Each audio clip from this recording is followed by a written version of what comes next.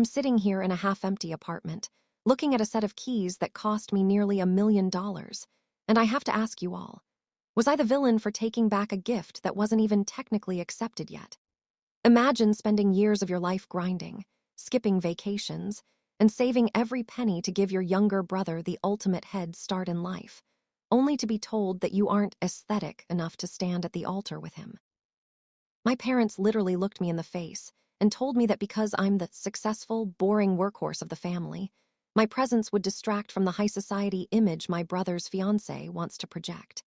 They took the house, they took the down payment, and then they tried to take my dignity by uninviting me to the wedding of the century, a wedding I was indirectly funding.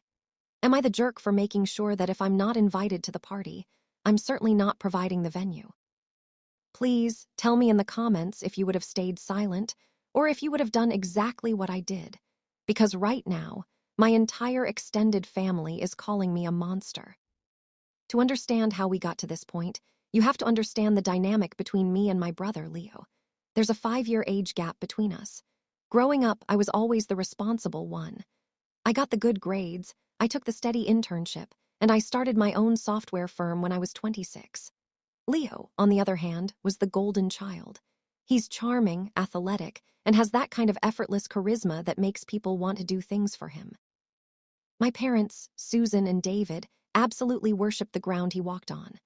While I was pulling all-nighters to get my business off the ground, Leo was finding himself on backpacking trips across Europe that my parents paid for. I never resented him for it, though. I loved my brother. I wanted him to have the life I didn't have time for. When he met Chloe, his now fiancée, I was happy for him. Chloe comes from a very wealthy, very old money background. She's all about optics, Instagram-perfect brunches, and elite social circles. I'll admit, I'm a bit of a tech geek. I wear hoodies, I drive a sensible car despite my income, and I don't really fit in at the country club. But I thought family was deeper than a dress code.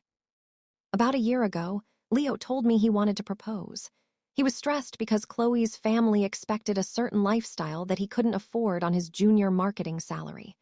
My parents were stressed too because they wanted to look good in front of Chloe's parents but didn't have the liquid cash to compete. Being the big brother, I decided to do something life-changing. I found a beautiful, modern farmhouse-style home in a gated community, the exact kind of place Chloe had pinned on her vision boards. It was $770,000. I bought it outright. No mortgage. My plan was to hand over the deed to Leo on his wedding day as a surprise. I told my parents about it because I needed help with the logistics of the surprise, and they were ecstatic. My mom cried, telling me I was the best son ever. For a few months, I felt like I finally belonged. I was the hero of the family. I was the one making the golden child's dreams come true. But as the wedding planning progressed, things started to get weird. The guest list was being handled entirely by Chloe and her mother, with my mom. Input. Every time I asked about the rehearsal dinner or the groomsmen fitting, my mom would get vague. She'd say things like, "Oh, Chloe is still finalizing the aesthetic," or "We'll let you know your roles soon, honey." I didn't think much of it until last week. My parents asked me to come over for dinner. I thought we were going to talk about the big house reveal. Instead, my dad couldn't even look me in the eye, and my mom was fidgeting with her napkin. Finally, she dropped the bomb. She said, "Danish, we talked to Leo and Chloe, and Chloe's family is very particular. They've invited a lot of high-profile guests, and Chloe feels that having you in the wedding party, or even at the main tables, might be awkward. You're so successful, but you're not exactly the vibe they are going for. They've decided to keep the guest list to a very specific social circle to ensure the photos look cohesive." I sat there, stunned. I asked her point blank, "Are you saying I'm uninvited from my own brother's wedding?" My dad chimed in, saying it wasn't a ban, but maybe it would be better if I just stopped by the after party or just celebrated with them privately later. They actually had the nerve to suggest that I stay away so I wouldn't ruin the aesthetic of the photos with my tech guy energy. And the worst part, Leo knew. He hadn't called me. He hadn't defended me. He was going along with it because he didn't want to upset Chloe or her wealthy parents. I asked my mom, "What about the house?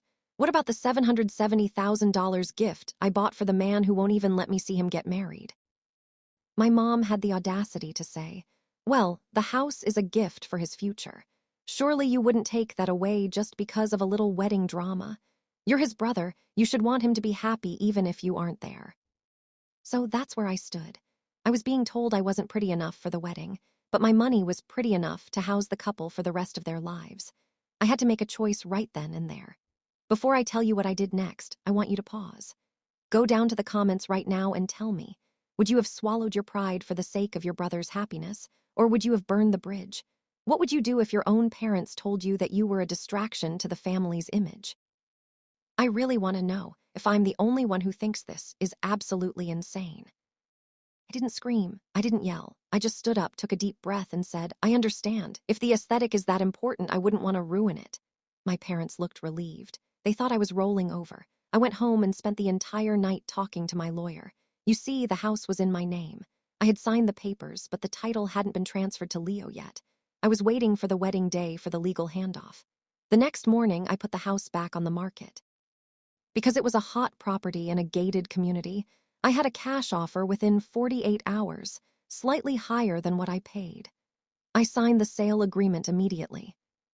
Then I waited for the group chat to explode.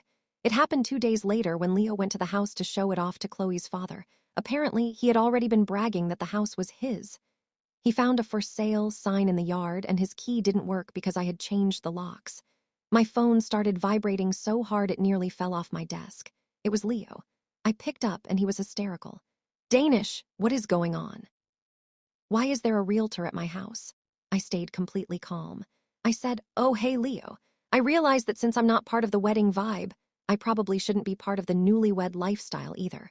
I've sold the house. The funds are being moved back into my business accounts. Since I'm so boring and work-oriented, I figured I should just stick to what I'm good at, making money, not spending it on people who are ashamed to be seen with me. Fallout was nuclear. Chloe called me screaming, saying I was ruining her life, and that her parents were now questioning if Leo was actually as wealthy as he claimed. My mother was sobbing on the voicemail, calling me spiteful and heartless, saying that money shouldn't come between family. I replied to the family group chat with one message. Family doesn't uninvite family to look better in a photo album. If the aesthetic is worth more than your brother, then the aesthetic can pay for your mortgage. Good luck in your apartment. I blocked them all. I didn't go to the wedding. I heard from a cousin that it was a tense, miserable affair because Chloe's parents were furious about the missing house, and Leo looked like he wanted to crawl into a hole. Looking back, I don't regret it for a second. I used the money to buy a beachside property for myself and took my 2 best friends on a trip to Japan. I learned a hard lesson. You can't buy love, but you can certainly stop financing disrespect. If people only want you around for what you can provide and not for who you are, you don't owe them a seat at your table, and they definitely don't deserve a roof over their heads provided by you. If you think I did the right thing by standing up for myself, hit that like button. It really helps me feel like I'm not the crazy one here. Subscribe for more stories where the boring sibling finally wins, and please, share your final thoughts on this whole mess in the comments section. Did I go too far, or did they get exactly what they deserved? I'll see you all in the next story.